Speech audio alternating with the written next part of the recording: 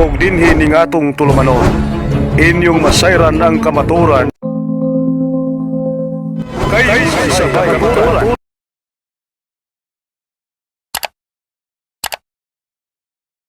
Good evening, bro Romel. Yes, good evening, brother. Ano po yung ating katanungan? Bali, tatlo hanggang tatlong tanong po, no, brother? Yes po. Okay, so ang una kong katanungan is, ano po ba yung tawag nito? Pagkakaiba ng convalidation sa cohabitation. Okay, so isa-isay natin ang unang katanungan, ibigay natin ito kay Brother Angel. Ano yung pagkakaiba, Brother Angel, ng convalidation at ano yun? Cohabitation? Cohabitation po, brother. Cohabitation. Okay. Brother Angel, ano po yung pagkakaiba nun? If you want to cite in Code of Canon Law, nandito po. Meron po ako dito. Hindi po. Bali, yung kung pagkakaiba ng simple as ang convalidation, ibig sabihin valid na, kinon-valid na lang. Ibig sabihin valid na yun. Yun po sa marriage yun. Yung cohabitation naman, yung nakikipag-ano ka sa, iba yun. Sa cohabitation is yung living in. Cohabitation ang tawag yun. Yung nakikipagtali ka sa hindi kasal. Iba yun. Pag sinabing convalidation, dun siya tinatawag na remarrying in the church. Halimbawa, civil ka. Pag civil ka, kapatid, yung civil marriage mo, gusto mo na maging sakramento ang kasal mo. Pag gusto mo na maging sakramento ang kasal mo, ang magiging tawag doon, convalidation na lang. Kasi valid na talaga siya. Iko-convalid na lang. So, kumbaga, i-re-valid na lang. No? Kasi, yun dun sa ano mo, valid yung kasi sa gobyerno.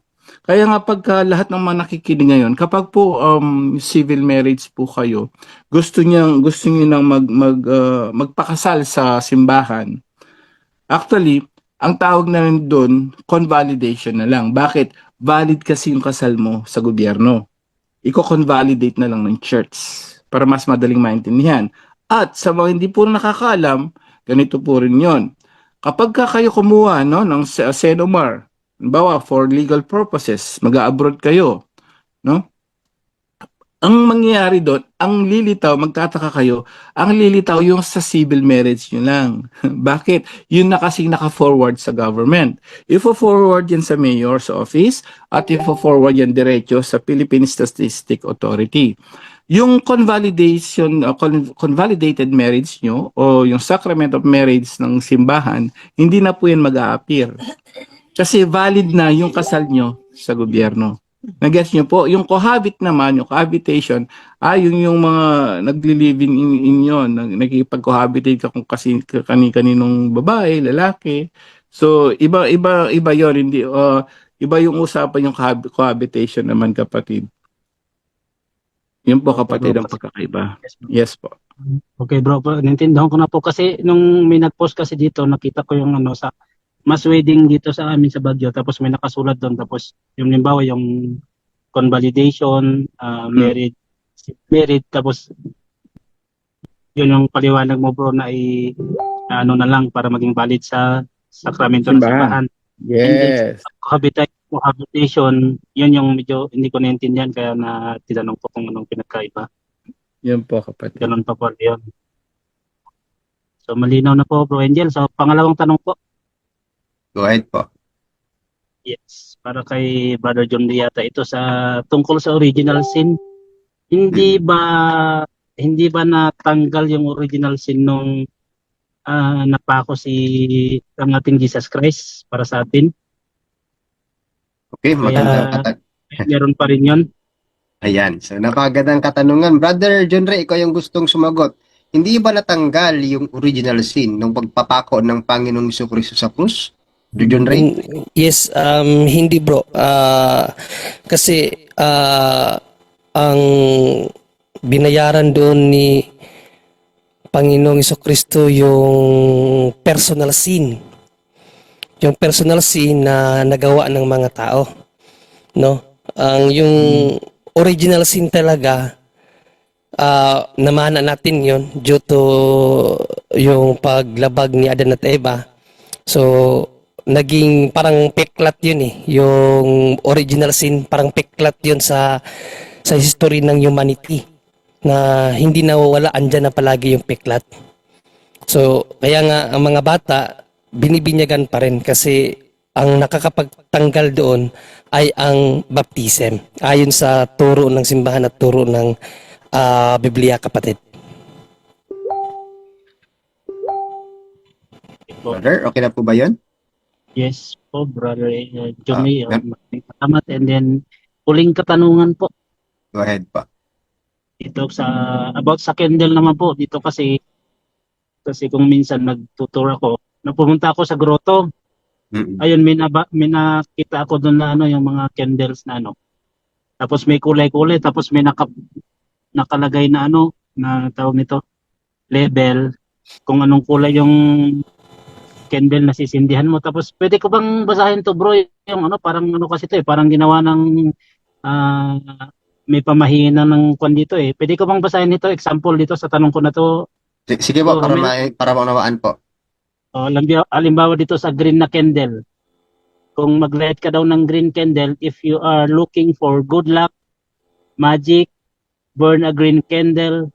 Green candle are ideal for asking for abundance in all earthly things or need help in manifesting more in the realms of success, prosperity, or health. Yun yung nakalagay doon, brother. Kaya sabi ko, parang narinig ko na pinalakay ni Bro Romer na dapat walang pamahin sa mga candles. Tama po ba? Okay, so napakagandang itanong yan kay Brother Romer dahil nandito rin po siya. Brother Romer, pwede mo po bang masagot yon? Okay, bro, Romel. So, ganun po sa sinabi mo na kanina, yung mga kulay ng mga kandila at saka meron talaga na naka-intention doon. For example, green sa negosyo or good luck. Klarong-klaro po na yung mga bagay na yan is attached po yan sa superstitious belief at saka sa occultismo. For example, kahit na sa mga birthstone na naka-intention po talaga sa month, tapos meron po talagang mga meaning. So lahat ng mga kulay na mga kulay na kandila, yellow ba, pink ba, green ba, or pula ba, or violet ba, basta meron siya na mga superstitious na mga meaning na hindi po nakaayon po talaga sa turo ng simbahan, talaga po na hindi po natin yan tangkilikin. Kasi ang dami nga ngayon ng mga simbahan, even cathedral, even mga shrine, ang dami talagang nagbebenta niyan. So, wag po kayo na tumangkilik sa mga ganyan. Mas maganda po yung plain na mga candles. Tapos yung meron doon sa amin, sa Negros, maganda yung sa kanila. Kasi kahit na recycle yung mga kandila na yon, kahit na nagkukulay brown na, halos nagkakakulay itim na, pero wala talagang, hindi intended po talaga yung mga kandila na yon doon sa superstitious belief. Yun po tangkilikin natin. Huwag tayong tumangkilik sa mga meron talagang label na naka-intention doon sa mga meaning na yan, kung anong kulay. So ang dami ngayon na nagtitinda ng mga kandila, mas mainam yung mga plain candles. Maganda po yon. Tapos ipa-bless po natin doon sa pare, kahit na simple blessing lang po, ordinary blessing ng pare, napaka-importante po yon. Kasi ang dami din ngayon na ang gusto lang nila yung exorcism blessing. So ang pinagkakaiba lang po doon is right. Tapos yung ordinary blessing, diretso lang pare na bless. As long as pare ang nagbi-bless po, automatic bless na po yon. At based sa aming experiences, kahit na ordinary blessing, grabe ang sigaw ng mga demonyo. Halos parehas po talaga ang epekto doon po sa blessing ng pare. Basta pare ng Katoliko. So yun lang po ang sagot natin, Bro Romel.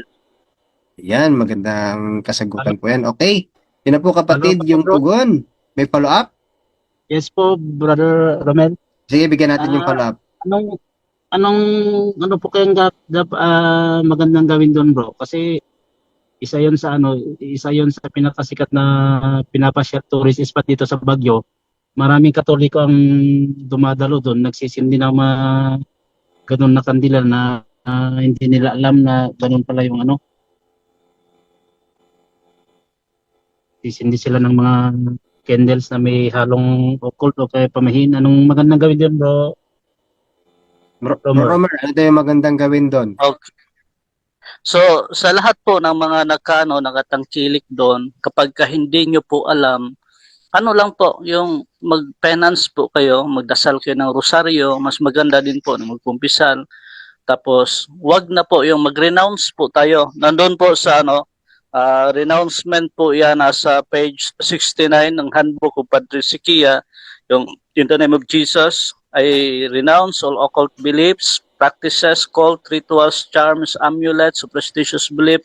I repent and ask to be forgiven. I now choose you, Jesus, as my only Lord and Savior. 3 beses po yan doon sa harap ng Blessed Sacrament. Kung wala pong Blessed Sacrament yung mapupuntahan ninyo, doon po kayo doon sa harap ng images, doon sa cross or sa icons, doon po kayo magdasal ng renouncement po. Yun po ang pinaka-importante at ang the best po na renouncement ay hindi na po uulitin yung na po natin, na practice na po natin, kasi ang kapag nalaman mo na ngayon na superstitious belief po yan, tapos may halo po talaga yan sa occultismo, once na alam mo yan, once na inulit mo, nagiging mortal sin na po, kasi na po yung full knowledge na po yung natin, yung nalaman po natin.